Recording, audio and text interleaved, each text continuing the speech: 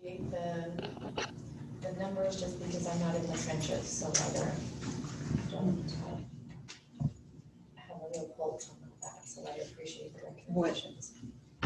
What other performance metrics do we have that would utilize measuring literacy progress?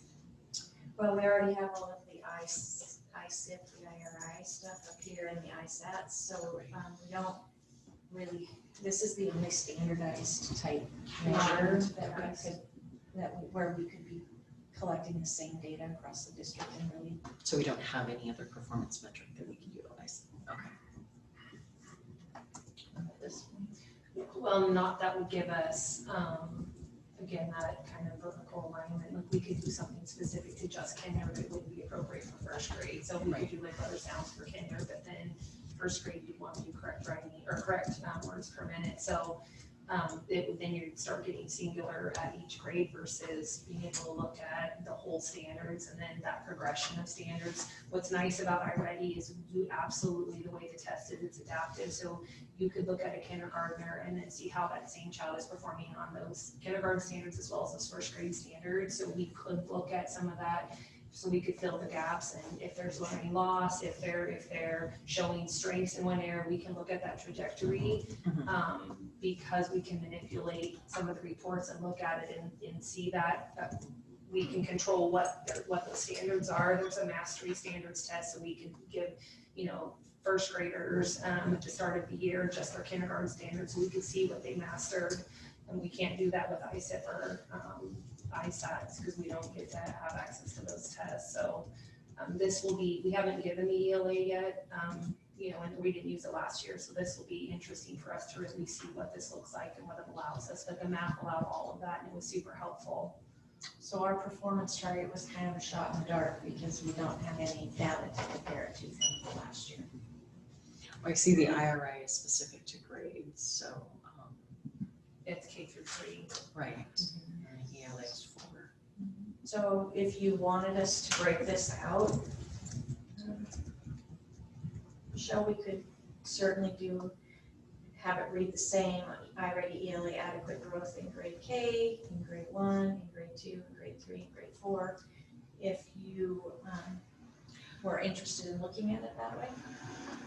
I think that would be appropriate given that that's what we're doing on the math ISAT.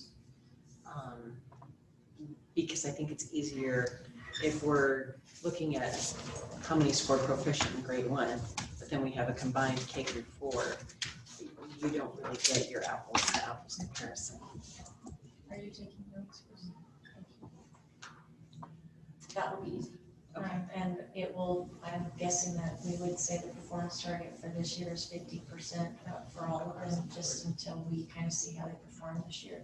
Right. We don't disagree because it's new for us. Okay.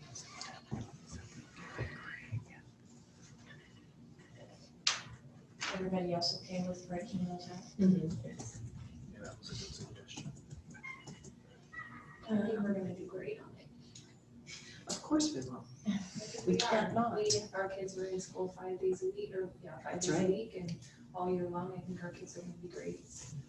So we did not complete this section, the narrative, because we put in, it was an either or. You Okay. can do A or you do B, and we put the metric in, so I'll update that metric. And then under the college and career advising, this part is all the required metrics. We didn't get to, except for this one. No, we get to just choose the performance target. So these were, now this is a little bit, the reason that this is going down, this is deceiving, because at Timberlake High School, so you can see the performance metric says the number of high school students who graduate with an associate's degree or a CTE certificate. At Timberlake High School, if they had a student who graduated with 3 CTE certificates, they counted them once. At Lakeland High School, if they had a student who graduated with 3 CTE certificates, they counted 3 certificates. So Lakeland High School's numbers were certificates, and Timberlake High Schools were students. So I caught that this year, and I talked to Mr. Derrick, and I asked him to talk, and it's really coming out of our Jody teaches The business profession. Computer apps. computer apps. That's where the numbers are getting skewed because they'll earn a Okay, Microsoft Office, Right. a Word, and Right. an Excel, okay, PowerPoint. So I just asked him to reach out to Jody and ask that when she's tracking that next year, that she's counting the number of students who earn the certificates, not the number of certificates. So that's why it looks like it's going down. It actually isn't. It's a little bit of an increase from where we were this year, based on what we think we had. Numbers from Lakeland High School. okay. It's crazy that they're doing the number of high school students there because on the Rick Kennedy that keeps track of it, that where Lakeland's always number one, they do it by certificate. So Lakeland High School's always number one. I know. So, but this metric is different. And he works for the state as well. So the right hand's not talking to the left hand. Right. So this one was fun to put in. Percent of our students with learning plans created and reviewed in 8th grade, 100%. And then the percent reviewed each year by grade level, 100%. So our counselors are doing a good job with that. This is the number of students who go on to a form of post-secondary education within 1 year of high school, and then Can you educate me on exactly what a learning plan is? oh, yes. So in 8th grade, they meet with their counselor and they talk a little bit about what they want to do when they grow up. Okay, And that helps them kind of decide like what kinds of electives they might want to take in high school. And they put together a 4-year plan. In my freshman year, I'm going to take these classes. And it goes home and the parents take a look at it and the parents talk to their kids and then they sign off on it. And then that plan each year, the counselors meet with their caseload and they go over that 4-year plan okay, and make any adjustments based on changes in what the student wants to do. Because they're constantly evolving with, oh, now when I grow up, I want to be an astronaut, right, I want to be a fireman. So, and those are required, so we've always been really good at doing them. It's also how we ensure that they get all the requirements to graduate Titled in so that there's no loopholes with the class. okay. And so this is all the go-on information that the state board actually gives to us. It's a little bit misleading because they don't have any way of really tracking kids who go out of state.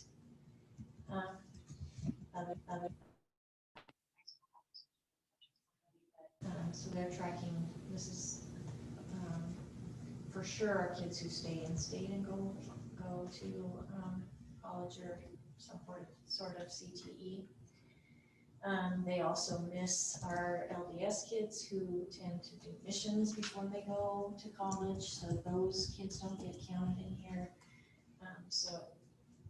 And we have a lot of LDS in our state, so. And private universities are required to do it as well. And then I don't know if they count military either. Mm-mm. So this is what the state was, this is the data that the state was using when they wrote their plan that by 2025 or whatever, 65% of all Idahoans who are 34 years or older, whatever that was, would have some sort of post-secondary.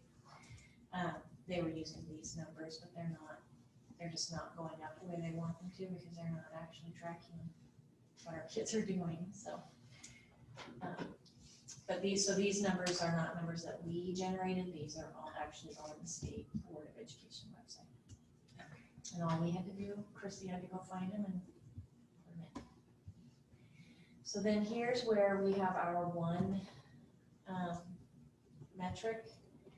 And this is what we had last year. So if there's something you'd rather see us do, we're going to try to get our kids moving into some sort of post-secondary. The first step to that is getting that FAFSA completed. And so that was what the 2 college and career counselors wanted their target to be was, or their goal was to get that number of kids up. So.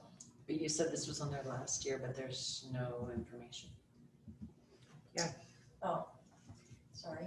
This is one of their personal goals. It was not on our, Yeah, Oh. it was on our metrics last year.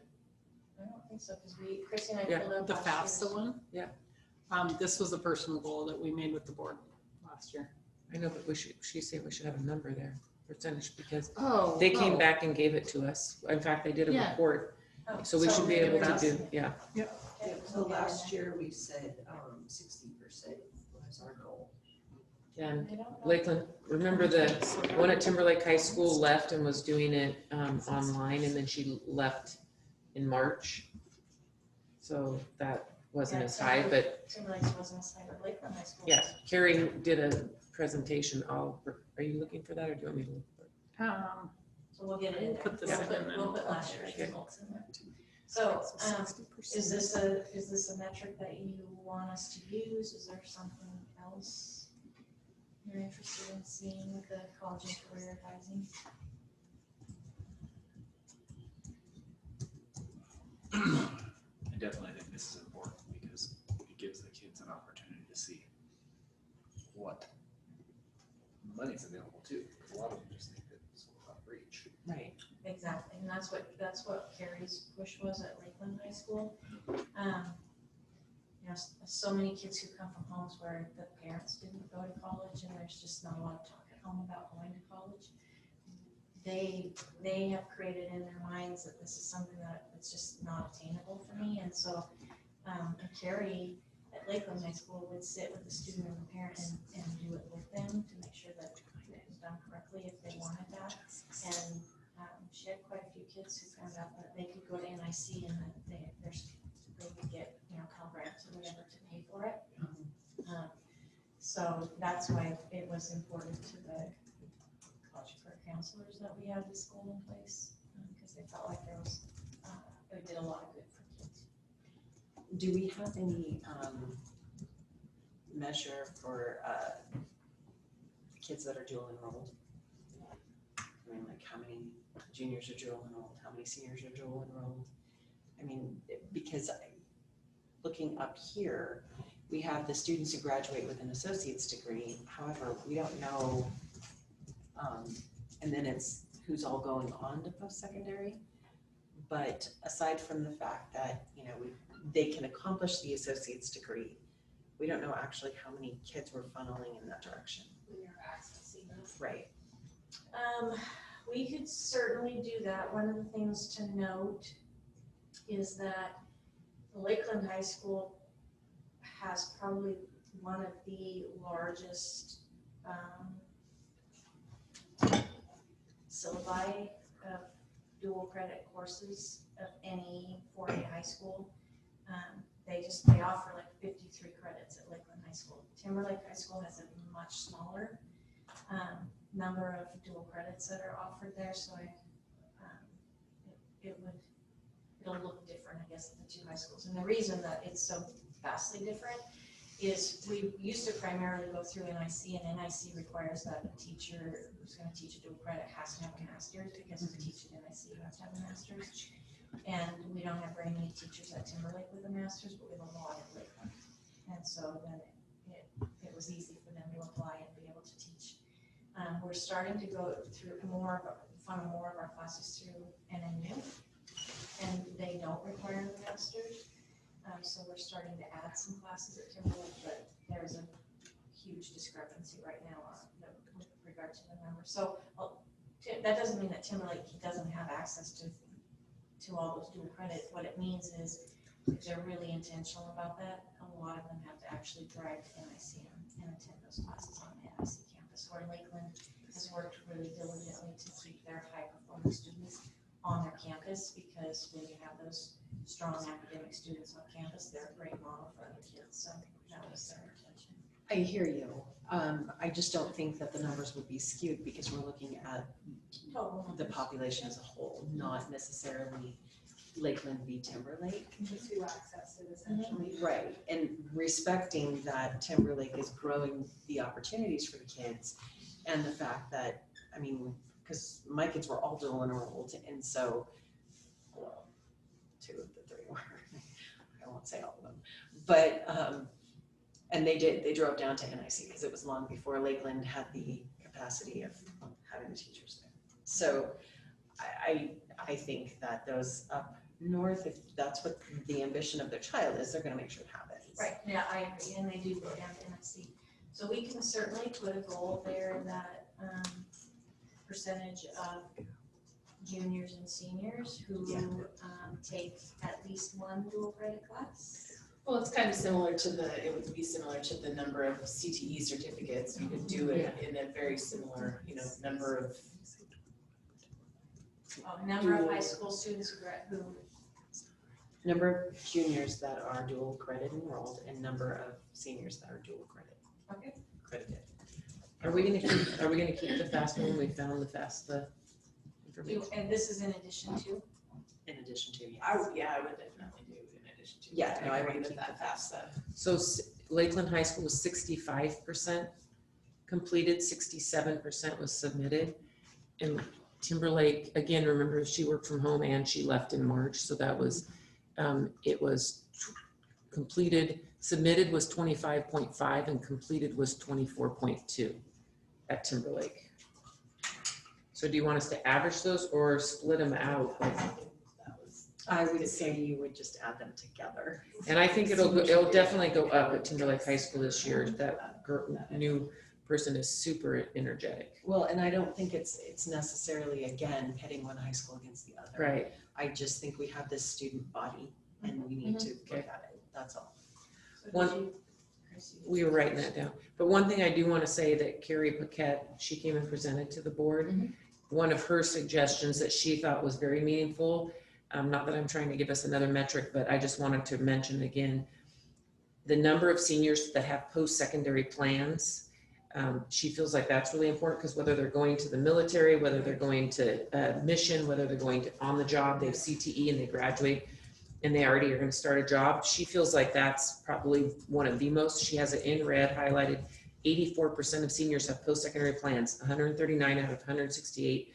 And she said last year it was 74, this in 2020, and this year it was 84. And that was like what she was most proud of was that. Yeah, I agree with that too, just because not every kid wants to go to college or So correct. up to you guys if you want to do that instead, or it's up to the board, but that is something she just wanted me to highlight to you. Just having To the some board. kind of future plan.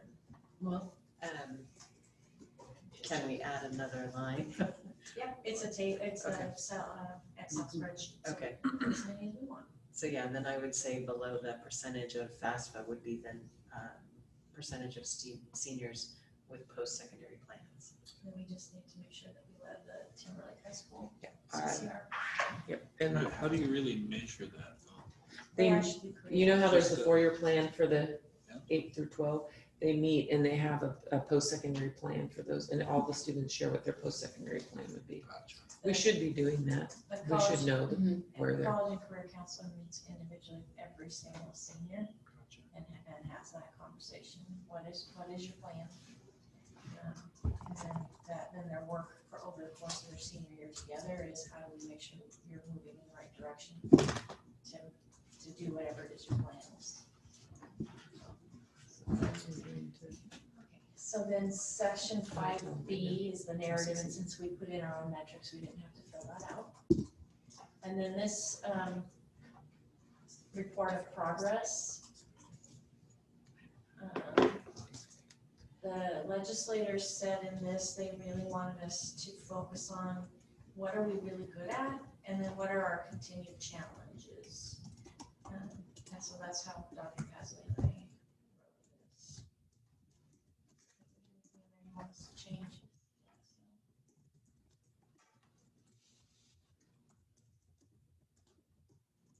I have a couple of comments.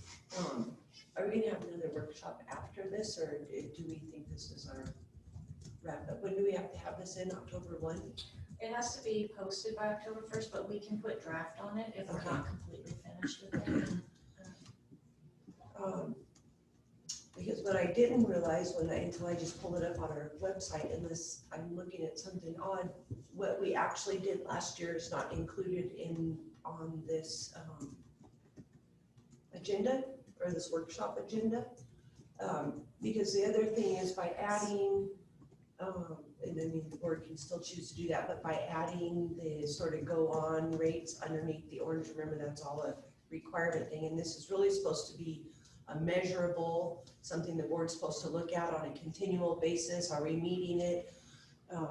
Up in the blue area is where we can add additional, what the board would like to see, so that not that the board doesn't use it to measure, to make sure that we're doing a good job as a whole, as a district, but if we put it in the orange, the state does use this to sort of look at the district and say, hey, why did you not do this? And they have the ability to use it as also, well, that is what it's for, to make sure also that the district is meeting those goals. So each color is actually just targeting something different. So I thought David had told us that one color one was like a requirement, one color was. They changed it this year, it's brand new Oh, again. okay. Last year's is attached to your agenda tonight. Oh, is it? Yeah, Okay, I it's on didn't there. see it. Yeah. But they just changed it again, Figure it Ramona. out, okay. That's right. Yeah. So the Welcome blue to section education. is student achievement and growth metrics, which is what we talked about with the. So it all ISATs. remains the same now throughout the plan, because before it was color coded based upon, because the blue is where last year the board used that to put in sort of the additional. On this, the blue is ISATs, the yellow is IRI and literacy, and the orange is college and career ready. And under each one of these colors, the board needs at least one Right, LEA metric. right. So, And there will be some new acronyms attached to this. Because that's what we do. Alphabet soup.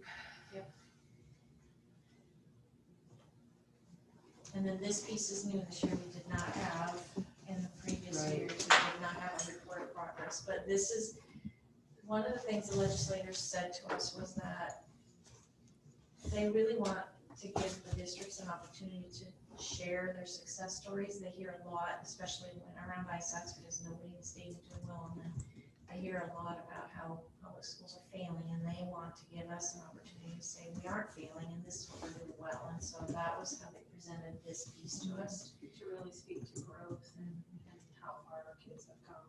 Necessary is spelled a little funky, right in the middle of that. It's like the one. Necessary. Necessary. Necessary. We have a typo, Chrissy. Accessory? I can't believe you catch that. I can barely see it.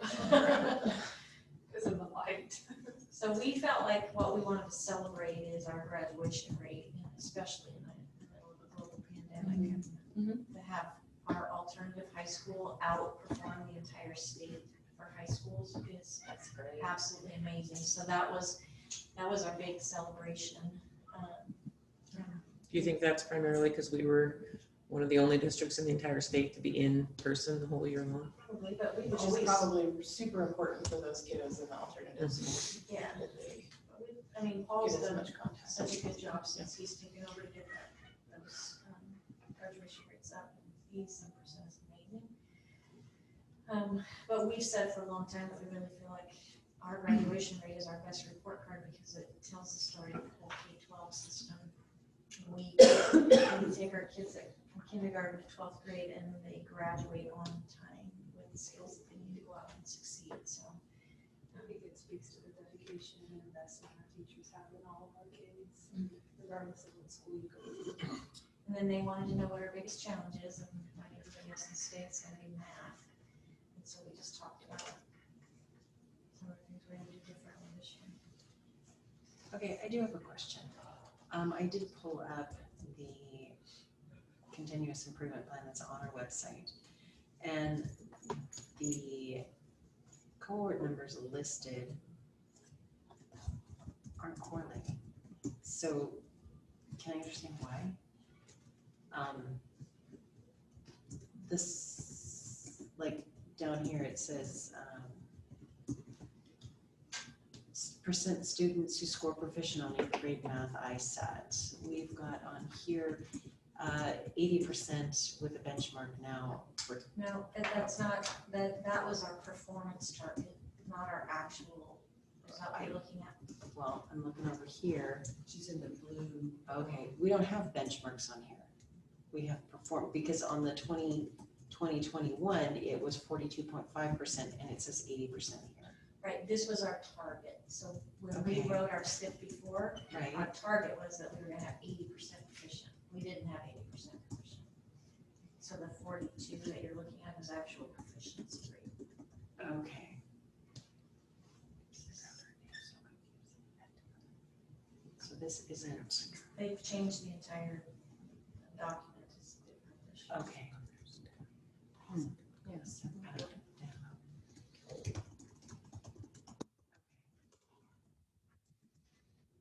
We pulled these, like the 40% over here, we pulled those numbers right off of the state ISAT form. So that's where we pulled them, as far as what our proficiency was, and then we added it 2 to 3 percentage points to it for our goal.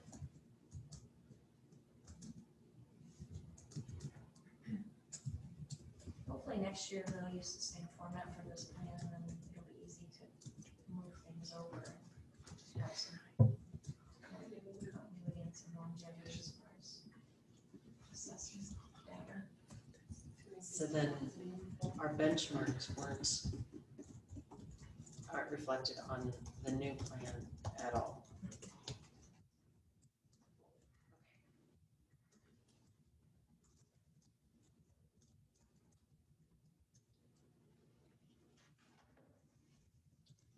In fact, I don't even think, let me go back up. It doesn't even ask us.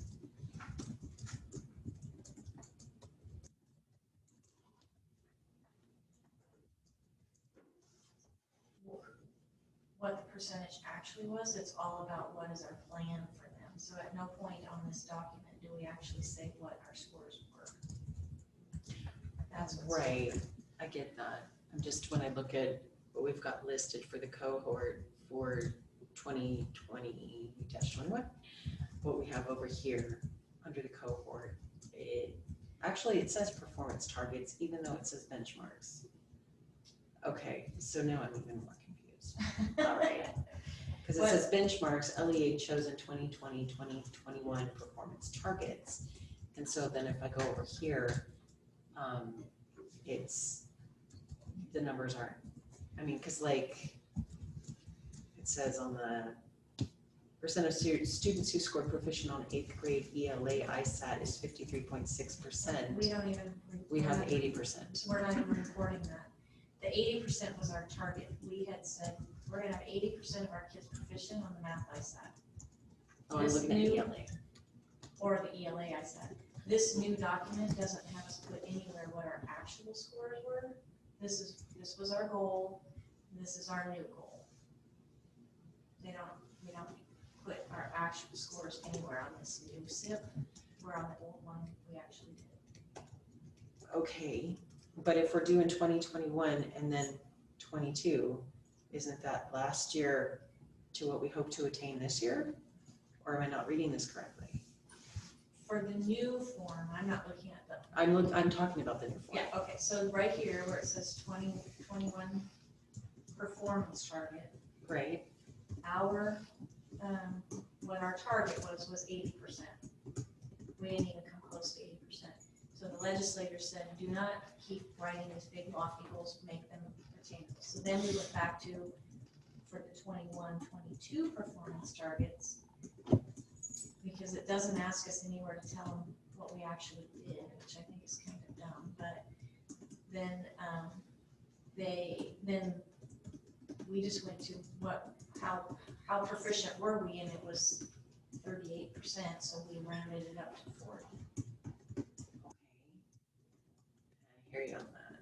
But I'm looking at the one that's on our website, and the performance targets that were for 2021 Oh, sorry, okay. are not comparing So with what what was the the performance, performance? the previously chosen. Because that's where we pulled the numbers off, so. Yeah, we what pulled page up is the that wrong one. you're on? What is the number on? I'm on page, This number right here. that's page 12, but it's page 16 on the document. That's on the little thumbnail thingy. Yeah, I don't care about that. So where it says percent of students who score proficient on grade 8 math ISAT on that page you're looking at, Mhm. what was the target for 2021? 42.5%. That was our target. That's what it says here. Because we actually pulled up last year's SIP and we put the 80 right off of there. So I don't know what document we'll fix that then. Okay, because it's on all the scores. All of them are 42%? No. Oh, Like, the targets are there. The Yeah, the okay. targets are there. So like on the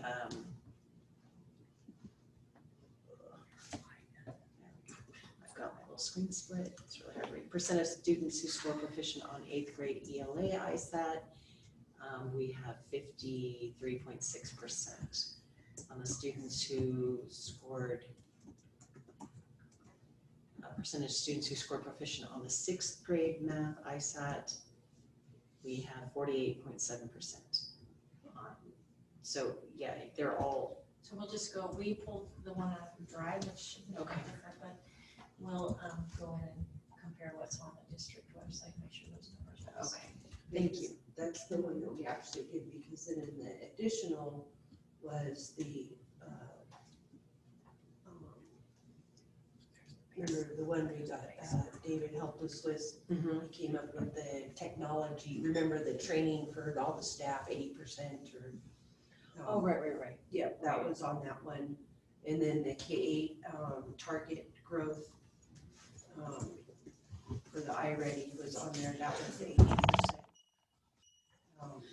Oh, right, yeah. And then our go on was at 52, Yeah. 53, right? And then for 1 year of high school, and then within Are you 2 cold? years. it was- It's chilly in here. We could get them to do a couple jumping It's, jacks. yeah, I was just gonna say, it's helping keep me awake, but. This That's is what I was gonna say. You're not It's so just, riveted. It's gonna be curled up on the floor. I did plenty of those this morning. Oh, and see on the FAFSA, it said the performance metrics in green. It says 60% of district students that will complete the FAFSA application.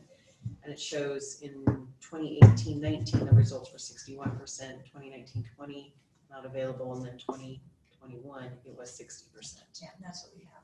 So that one we got right. So well, I guess it needs to be updated. Oh, you updated it. Oh, this Mine one- says NA, and then 65%. This The is- document that's attached to the book. The new one? That's I the wasn't live the only one. document. She's looking at Yeah, the I know. PDF. Nothing matched. Oh, okay. We're looking at a PDF of. Gotcha. Yeah. Okay, so yes, that has been updated. Okay.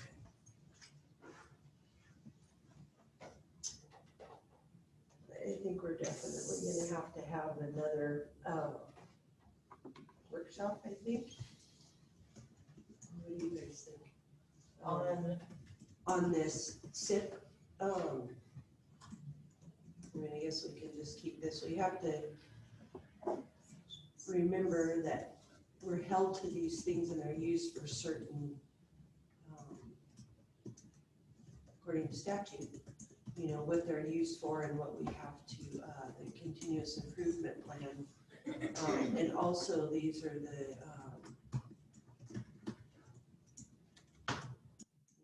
quote board's plan along with the admin and, you know, a collaborative effort. And this is what we have to, supposed to be looking at every so often and measuring. I don't know how we're gonna, because we just have to keep looking at the numbers and making sure that we're meeting it. So we no longer have any literacy intervention? Yes, we do. That's still part of the narrative. Oh, okay, so it's in the narrative. Yeah. Okay. Please don't tell me. Well, Yeah. it was on a table Yes. No. last year. Yeah, they've just really Okay. refined this to ISAT. So that's literacy, and then, in the report of progress? Yeah. Okay. and then this, I don't know if this is included in your board packet, but this is the actual narrative part where we talk specifically about literacy interventions, so our Title I programs, it's all in here, and we had to address, there's our goal, that 95% of our kids completing 3rd grade will read out above grade level, because we know that if they don't, they struggle through the rest of school, so We've always held that high. So this is our program details, and then, so this is all, is this linked into their board agenda? Yeah, Okay, it's a we're looking at it PDF, right but now. yes. Okay. And then this is required, so this is right out of the state's comprehensive literacy plan. So we had to address what does collaborative leadership look like in our district? What does developing professional educators look like? These were all pieces that had to be addressed. And so we've done that. Let me just take that out. Freckle needs to come out. Then we had to name. What's the narrative called, Chrissy, that was attached? It's, okay, so if you're looking at the 2021, it's all one big log doc. So the narratives and the metrics, then the Okay. budgeting for, it's all one big Combined document. Yeah. Yeah, this year they took the metrics out and it's a separate page, and then the combined district plan. Okay, so we don't have the 21-22 narrative? Or We don't, well, we Yeah. aren't yet. Yeah, I'm always confused which year we're in. We're not, because we're in alignment with the comprehensive plan at state level, we're not suggesting that we need to change this, and if we don't Okay. change it, then we can just change the date on it and it becomes our 21-22 plan. Okay, but you said that there were some metrics taken out of this? Is that what I understood? Well, at the state level, they just separated out some Oh, of these okay. pieces. So when Christy, well, even last year when we did it, the metrics were on a different template than the narrative, but when Christy uploaded it, so it went to the state, she had to put them together. Okay. So now they are just separate. The only question I probably had for you, Lisa, was in the note where you put that we couldn't meet in because of the Oh, change. the for staff that. performance report? Oh, no, in the notes. sorry. Yeah, for the statute, the 33, 1001, 18, and 31, and the definitions, which are basically, Where is that? it's in, I thought it was at the end of the metrics page, but I don't see it. it was somewhere, yeah, it was somewhere where you were saying that we couldn't measure that, and instead we were Yeah, we were using. told, yeah, it should be on this page, I don't see it. It is on Sorry, there, No, that's the metrics. Oh, there it is, Yeah. got it. I was, they identified. so we were told by the state board, Uh-huh. because we called and said Like, we're multiple times. really struggling because the legislators have two statutes that kind of contradict each other. So we have a statute for supervision evaluation where they spell out in statute what assessments teachers can choose to use to report their student achievement data, and there are Okay. like 9 of them. Mhm. And they can choose individually, they don't have to work with anybody else, they can choose whatever they want. Now this new, when they updated the SIP, the new statute says that we have to report how our teachers did. But if our teachers, so at the secondary level, we have lots of electives, and the teachers have a lot of leeway with regard to what they use. So some might use the end of course assessment as their measure, others might do a pre and a post test, somebody else might do their argumentative writing essay. And if you don't have 5 people using exactly the same assessment, you can't report on it. And so she asked, since we were really struggling in reporting this, because at the secondary level, we didn't have 5. She asked that we put that in there due to the language in Idaho Code 331001, which is where it lists out what assessments teachers can use. We are unable to meet the end of 5 for our teachers and people personnel services staff at the secondary level, so that when they get this, the legislators will recognize that, okay, if this is important to us, we have to do some work on the language. So that's why it says that. And even when we reported at the elementary level, and they used the same measure, ISIP and iReady, but they didn't all use it the same way. So technically, we still might have struggled to get to an end, but at least they were using the same measure. So then we just counted how many, and it was how many of our students met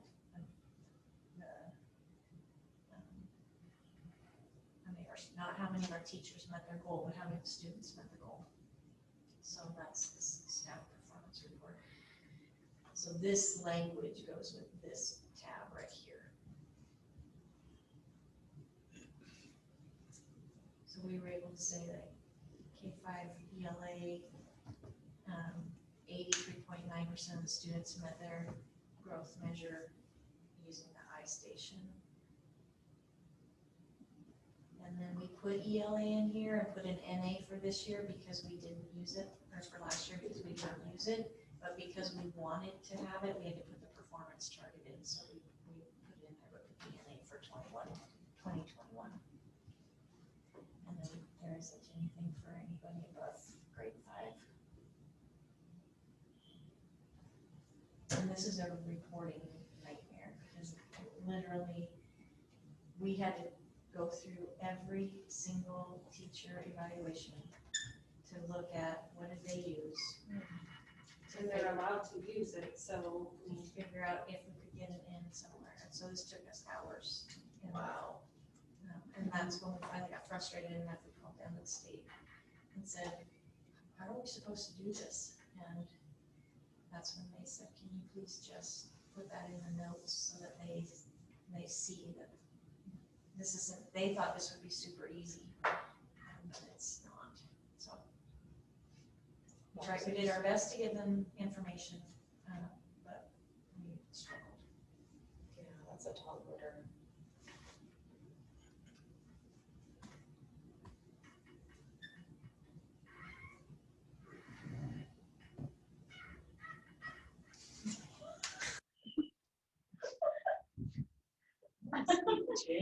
It's the table.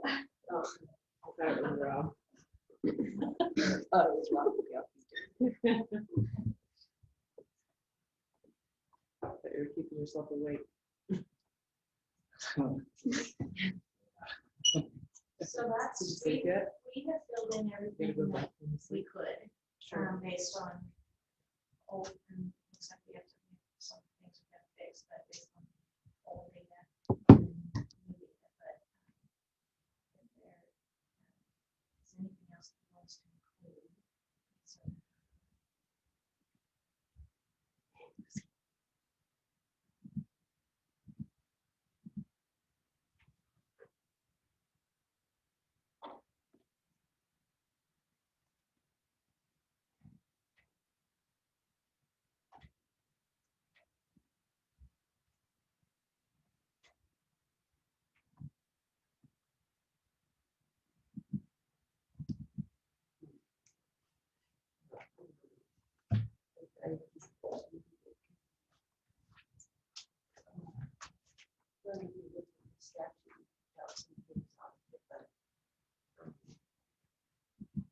the way they've changed it, it's been an interesting evolution because we used to do a strategic plan. Right.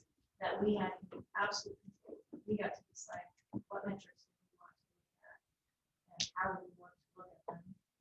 And it was, we had community members, business owners, large group of people that came together, students with high school students. Right. Which their voice was really well on that. It was actually a really good process. And then the state brought this SIP tool, and so for a while we were doing the strategic plan and the SIP tool, and then the state said you don't need to do the strategic plan anymore. The SIP tool is your strategic plan, except now that with this new form, the focus is very narrow.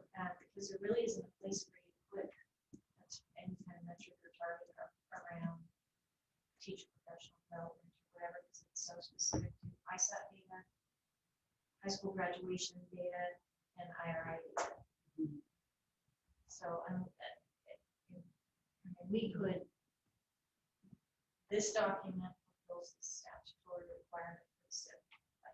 That's how they put it together. We as a district could have side by side, bring back our strategic plan where we get to put some of those other kinds of things that we want to be paying attention to. And I shared that with them so they could see what we did. Yeah. And that's one thing we've talked about at the board meeting, maybe having that strategic plan and then the SIP can fit into that. And then also fitting the long-range facility planning, so there's just one document for the community to look at, where everything's in facilities, long-term plan, looking at data, and then other strategic plans that the board wants, goals that the board would like all in one plan. Well, and I think the continuous improvement plan serves its purpose for academics, because that is That's what it's what all we are. Yeah. However, we as a board don't have any anything tangible to say this is what we're doing, this is where we're going, and this is how we're going to get there.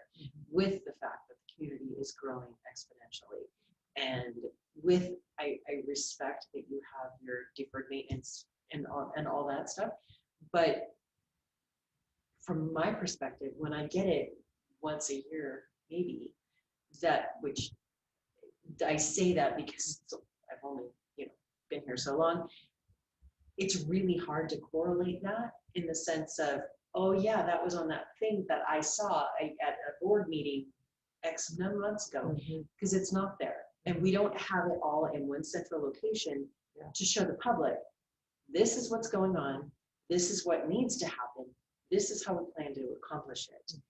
On top of the fact that respecting Rob's thought with the whole bills concept, that everything goes out the door and then we see it.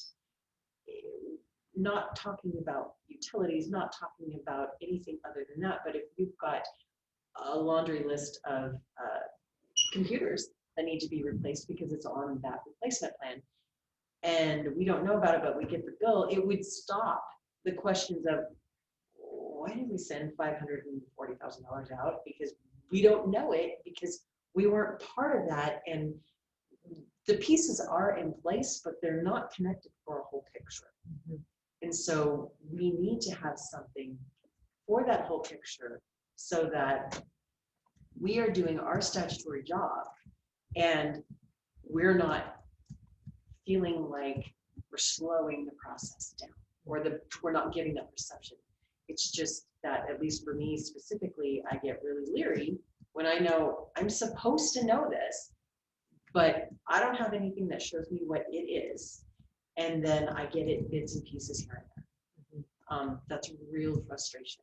So I think the continuous improvement plan serves its purpose. I mean, it's academics and academics only. We need the other component of it, which is the district as a whole. So It's one piece of the right. also. So I hear what Trustee Grissom was saying about you had some other metrics before that aren't in here. Right. For this document, we've covered all of the statutory requirements. So my recommendation would be, if we want to have a whole picture, that we do the full strategic plan committee together, or a build one, and then link the SIP tool into the new strategic plan under the student achievement part, because we have taken care of all of the statutory requirements for this stuff, because it truly is very television narrow focus. Extremely. And there's no way for us to incorporate district plans into this, which I think is vital to the success of the district. I mean, if we don't really know what's going on, I mean, that falls on our lap. And it's not that it's not going on, it's that we have no resource to say, here is what it looks like, here's where we're going, here's how we're getting there. Yeah, that's why I wanted to give you guys what we used to do, because it seems like the board had a lot of say in that last, when I first got here on the strategic plan, and having all the community members come together. It's just more what the state has done. That doesn't, I mean, this is the bare minimum that we have to do. It doesn't have to be more. Right. But I think if we want to turn the public's perception of the district, we have to bring them back and get them involved. They have to be part of the strategic plan. They have to know that their vested interest has value. Well, the SIP allows for that too. That's why I say I think we need more time to go back through it. We can obviously use these recommendations, update all that. But the SIP, according to the statute, the SIP allows for all that. And granted, yeah, it's academic driven, but there's many, many measures that you have. The board has the opportunity to use in the SIP plan. And also, this is the document that we use to do Dr. Meyer's evaluation based upon this. So I don't think it's fair to leave Dr. Meyer's staff to create goals for the board to do Dr. Meyer's evaluation. I just don't think that's true. You know, I mean, it's supposed to be altogether collaborative, but the end of the document is the measure of academically the district as set out by the board used to do the evaluation. Yeah, I think I agree with this just being a piece of the larger puzzle that we need to create and put together and to give that guidance for all of us. And the long range has to be, to Debbie's point, has to be brought back in. We're at a point with this much growth, that can't be. No, you said earlier, like to bring in the plant facility levy and that whole discussion you said earlier, like that whole long 141 page document has to be, like, does the board want to start with that and bring in new members and start, you know, or expand it or whatever the board wants to do to start that discussion? I think that it's a lot of data, but I think that has to be part of the bigger strategic plan as well, because we're at a spot where the board has to start making some decisions about where they want to head for facilities and all of that. It's coming. It's coming. Growth is coming. Yeah. It's here. Yeah, It's not just coming, it's here. Yeah, adding a class or two to a school, you know, like we had to do with the levy. So I'm not sure if it's. There's nothing in here for the Ramona School. That's putting a pin in on it, not actually addressing. And then, It's not. And to Ramona's point, there should be something. I mean, I've told the board this, but I've always had 6 goals every single year I've been here. And academics is one of them, but facilities in this district, that has to be part of my evaluation, is how am I doing on facilities? Like that has to be part of my evaluation. So communication with the public is not on here, and that's been one of my goals. School safety and security needs to be part of my evaluation, and that's not on here. So those overarching 6 goals that I've had every single year, I feel like, to Ramona's point, the strategic plan needs to involve those pieces also. Not that I'm trying to be evaluated on more, Right. but There's no place on this. that's what I think Michelle was saying, like, This is just a piece. yeah. This is what the state requires. Yeah. This is the information that they want. So to And- expand the information, we're just going to do a strategic plan of sorts in addition to this. And make it comprehensive, and this is just a little piece. And at the state level, just so you know, because I do sit on that committee, it's truly a compliance committee, so it's a check. Do they have a metric for this? Is the vision and mission stated? Did they address the comprehensive literacy plan? It's truly a checklist, and then the districts get the information back, and if all of their check marks are there, then you're good to go.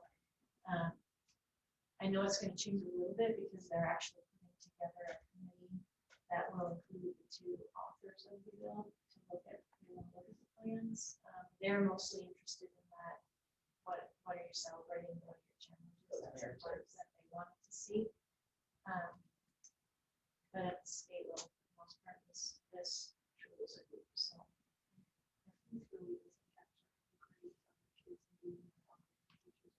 or the whole picture. I mean, when we talk about a whole child, it's definitely.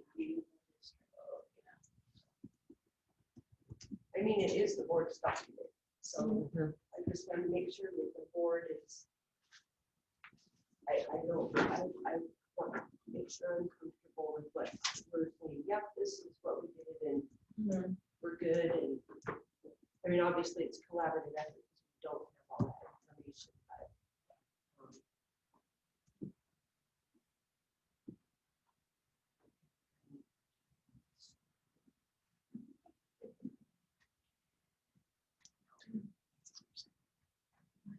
due October 1st. Right. But I do think that Allison said that we could put draft, I'll verify that, but I think she said we could put draft on it. And it has to be posted by the 1st, and then we can submit it to the state and let them know that we're still working through the metrics. Once it's finalized, we can send it back. Because I was trying to get back, for whatever reason, I can't get to the State Board of Education site tonight. I think after a certain time, the internet will shut us off because it happens continually to Yeah, us when we're here yeah. after about Yeah. 6. Somehow it's like the internet shuts off or something. We're all able on the to- same.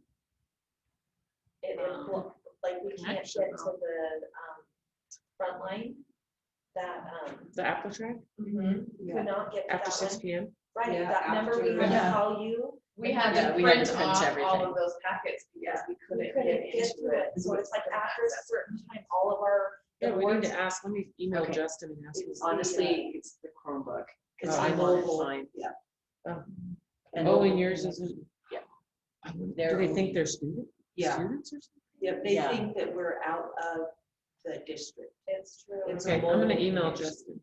And then So. Are you on the Lakeland mobile or are you on the Lakeland 272? Mobile, you can't connect your 272 with these because these are thin clients. It's no different than having a cell phone, so there's no way to identify it. So that's the Yeah. And that's gonna, So anyways, I appreciate all the work you guys did. and Yes, all the it was brain a burn. lot. Yeah. You're welcome. Yeah. We'll clean up some of those things that you. Okay. Because yeah, even on the one that was attached, Yeah. it was the same numbers that's on the website, so I don't know how it got discombobulated. Well, we'll fix it. Okay, And then we will add in those metrics, break the one apart that you asked. And have a couple that you mentioned. And then moving forward, some of those other metrics probably will have to go in a strategic plan. because they don't fit, Yeah. in this. yeah. no, But there still are some in the statute that we might be able to implement, because like the one we talked about, the industry certificates or credentials earned by the students, the number completing the career technical, number of students enrolled, there are some things that. We have all of those. Right, yeah, there were some that we can, might be able to, we might not want to. So do we want to schedule another workshop, or are we just gonna? How are we gonna move forward with this? Or does everybody just want to accept it the way it is? Well, I think it's important that we maybe do that strategic plan. And if it's important that it be in this document, then I certainly think we need to have it in this document. If it needs to be here. Well, this has to go to the state by statute, so we wouldn't submit it with that, but we have to have this document done by October 1. Sure, you can. And I'm okay with this document the way it is, and it just being a piece of our strategic Right. plan, and our strategic plan being a fuller picture of our story. So I'm actually okay with it being submitted the way. Once we get- Well, with the changes. Once it's, yeah, with the changes that we've So could- discussed. Could I bring it, Dr. Hasley, bring it to the board at the September 23rd board meeting with the changes to the metrics that we discussed tonight, and then making sure that our numbers are right, the ones that are off. And then it could be an action item on the 23rd for the board to approve. Yeah, or we could do another workshop on the 20th, and then wrap it up and then move to the people on the 23rd. I'm not comfortable saying either way this. That's my, Is there something that you want to add? to I don't know yet. that? That's the thing, is it's changed so much because I was confused. That's why I kept saying the numbers don't add, and I was looking at website, and I kept going back to the statute and reading the change, I'm like, why is it so different? And then I went to the state board and they had all these resources. So I thought we were gonna do maybe a walkthrough. Here's the change, here's what we want kind of thing, melding it together. So I don't know, I mean, it might be fine just the way it is. I mean, I don't have any problem, I don't think the numbers that are there. So, get updated. To your point, if you wanted to do that, there's a meeting here that evening on the 20th with the, but it's open on Tuesday night, Wednesday night, or before the board meeting on Thursday. If you want to do it that same week. The room is open, but what about their schedules? I'm looking at their schedules right now. So they're the three of us are available Tuesday night, Wednesday night, or Thursday before the board meeting.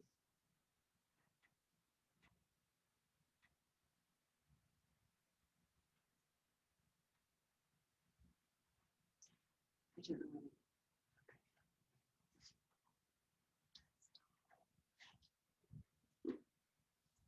Oh, it was the year on the 20th, we have to bring a birthday No, cake we're- or something. But we already have a Friend's meeting. birthday. I know, but that wasn't, I wasn't gonna, Oh, let's not do it on your. I wasn't birthday. gonna tell them You that have to because go Lynn would have got home. mad if I No, would have no, said, no. don't do it on Lynn's birthday. Um, There's already a meeting here though with the Rathrum from 5:30 to 8. There's already a meeting scheduled. What meeting is that?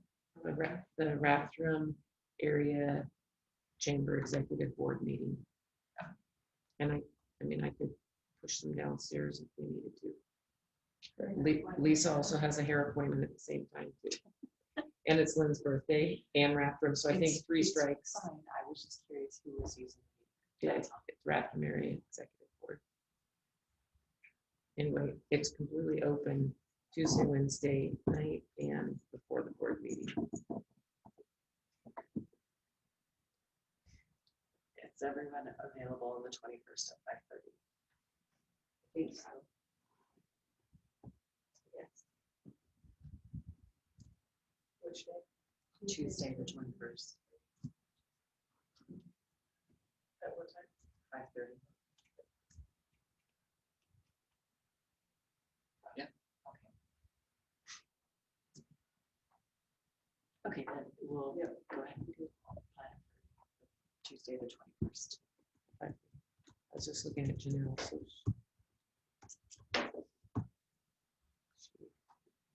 Are you available that night? Sure.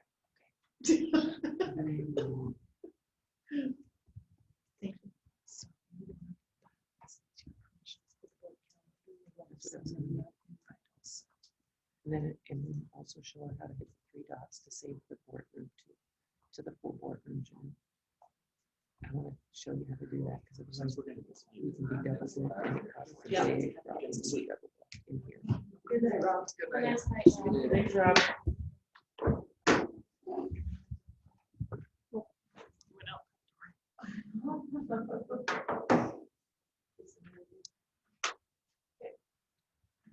Is she going to send the coding teacher?